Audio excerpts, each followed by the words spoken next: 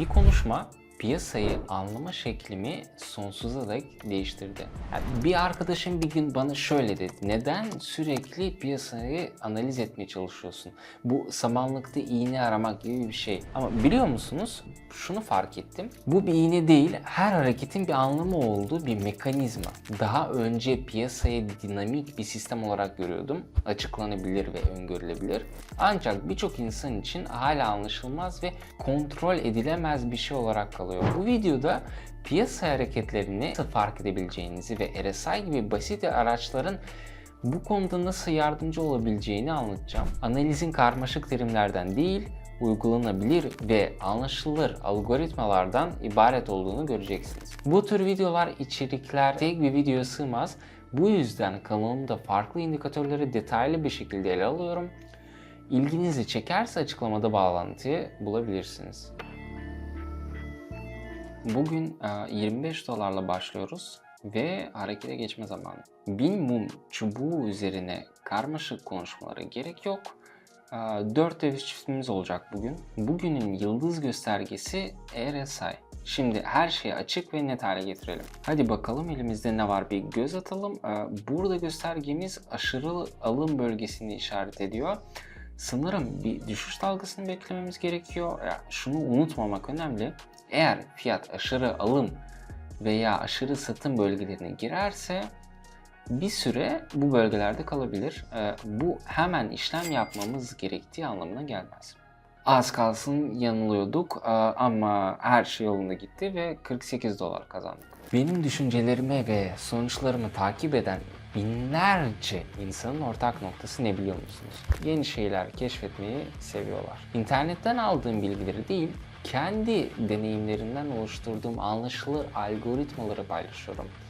Bu algoritmaları yeni başlayanlar bile kolayca uygulayabilir. Çoğu guru, uzman gibi hayal satan biri değilim. Sadece o an ne yaptığımı gösteriyorum ve insanlar bunu tekrarlıyor. İşte sonuçları hiç fena değil. Eğer bizim nasıl yaptığımızı görmek istiyorsanız açıklamadaki linke mutlaka bir göz atın. Şimdi bu döviz çiftinde neler olduğunu bakalım. Burada fiyat oldukça fazla düşmüş ama şu an yavaşlıyor. Bu da bir dönüşün yaklaştığını gösteriyor. O yüzden yükseliş işlemi yapıyoruz. Bu sırada doğru analizlerimiz sayesinde 92 dolar kazandık. Devam edelim. Bu döviz çiftinde RSI göstergesi üst sınırda, bu yakında bir düşüş olacağını işaret ediyor. O yüzden başka bir seçeneğimiz yok. Düşüş yönünde işlem açıyoruz.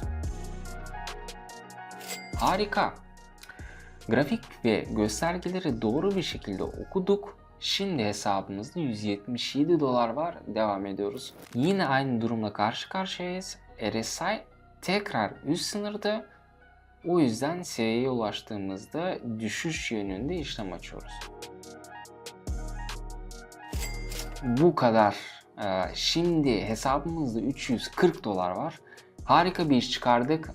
Akıllı adımlar atarak, göstergeye sadık kalarak ve grafiği doğru okuyarak yatırımımızı artıyoruz ve devam ediyoruz. Piyasayı incelemeye ilk başladığımda sık sık şu soruları sorardım. Ne zaman harekete geçeceğimi nasıl bileceğim?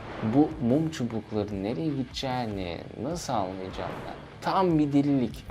Evet, yani gerçekten öyle görünüyor. Sadece mumlar, sadece sayılar ama yani nasıl okunur, ne yapılır? Çoğu tüccar yardımcı araçlardan faydalanır. Örneğin şu anda RSI kullanıyoruz. Birincisi bu piyasanın en popüler indikatörlerinden biridir. İkincisi fiyat değişimlerini ve piyasada alıcılar mı yoksa satıcılar mı hakim olduğunu anlamamıza yardımcı olur. RSI 30'un altında bir bölgede ise piyasa aşırı satılmış olabilir.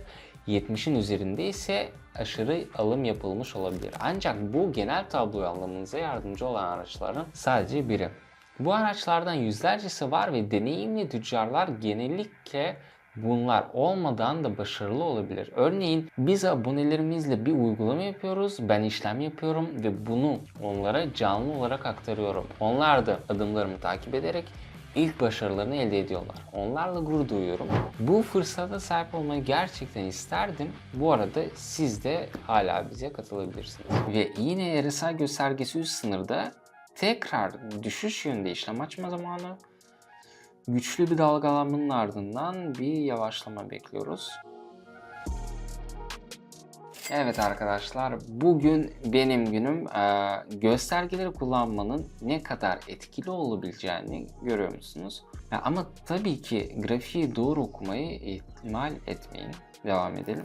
Ve burada yine üst sınırdan bir düşüş bekliyoruz. Hadi göstergenin nasıl çalıştığını kontrol edelim. Düşüş yönünde bir işlem açtık. Harika arkadaşlar. Şimdi hesabımızda tam 1252 dolar var. Mükemmel bir iş çıkardık. Burada durmuyoruz. Devam ediyoruz. Bugün RSI oldukça stabil görünüyor. Hala üst sınırlara yakın ve yakında bir düşüş göreceğimiz çok açık. Çünkü fiyat bir süredir bu seviyede ve bir düşüş dalgası bekliyoruz. Mükemmel sonuç arkadaşlar. Bu seansı daha da güzel bir bitişle tamamlayacağız. Arkadaşlar hepimiz yeni bir şey sıfırdan başlıyoruz. Bu hoş olmayan, zorlayıcı ve bazen sinir bozucu olabilir. Sizi çok iyi anlıyorum. Ben de yalnız başladım. Deneyime yanılma yöntemiyle ilerledim. Şu an bilgi paylaşmanın ve bir tür misyonu yaymanın yaygın hale gelmesi harika bir şey. Ben de bir istisna değilim. Benim de grafiklerden fikirlere kadar her şeyi tartıştığımız bir topluluğum var. Deneyimlerimi paylaşıyorum. Ticaretin nasıl yapılacağını gösteriyorum ve sizler de bana yeni fikirler ve içgörülerle geliyorsunuz. Mükemmel bir sinerji. Topluluğumuz oldukça büyüdü ve büyümeye devam ediyor. Katılmak ister misiniz? Açıklamadaki bağlantıya göz atmanızı tavsiye ederim. Bu fırsatı kaçırmayın. Üstelik tamamen ücretsiz. Evet, burada ne var? Bu sefer yükselme zamanı. Çünkü trendin devam etmesi bekleniyor.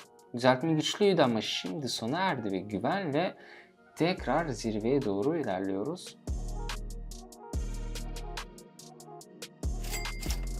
Ve muhteşem arkadaşlar. Bugün piyasayı birlikte inceledik ve basit araçların piyasa hareketlerini anlamaya nasıl yardımcı olduğunu gördük. Bu araçlar bizi hedefe yaklaştırıyor ve emeğimizin karşılığını güzel bir şekilde almamızı sağlıyor. Ancak unutmayın ki piyasa analizi sadece kazançla ilgili değil, aynı zamanda sistematik düşünme ile ilgilidir. Bu tür hikayeler ve örnekler görmek istiyorsanız ve yeni rekorlar kırmak istiyorsanız nerede olduğumu biliyorsunuz. Görüşmek üzere.